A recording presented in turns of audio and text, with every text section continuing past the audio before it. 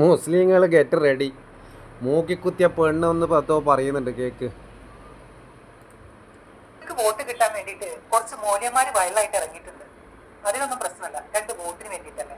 പക്ഷേ അതിനൊരു വയല് നിങ്ങളൊന്ന് കണ്ടു നോക്കൂ.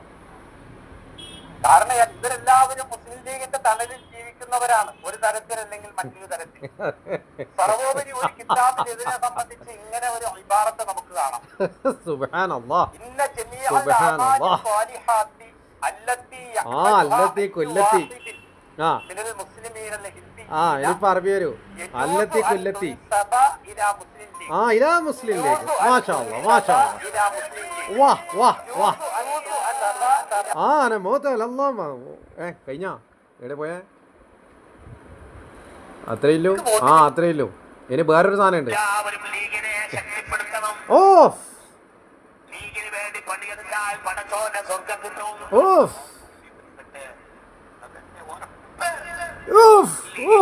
സുബ്ഹാനല്ലാഹ്, സുബ്ഹാനല്ലാഹ്.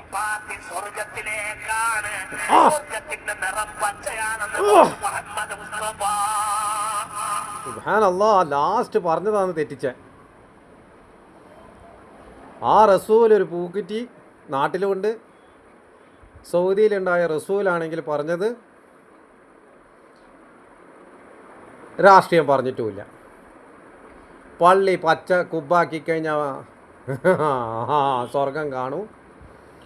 അമ്പലം കാവ്യാക്കി കഴിഞ്ഞാൽ കൈലാസം കാണും.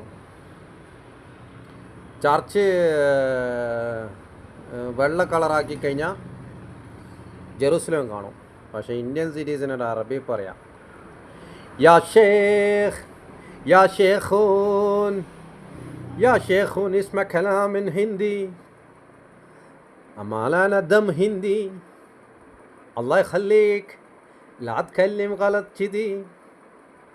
بالآخر كل أستاذين كل عالم، يعني خرابيط عالم، مو كل عالم، مو كل أستاذ. خرابيط عالم يروح وين؟ يروح الجنة ولا جهنم؟ يلا كلمني يا شيخ، خبرني، أعطيني جواب.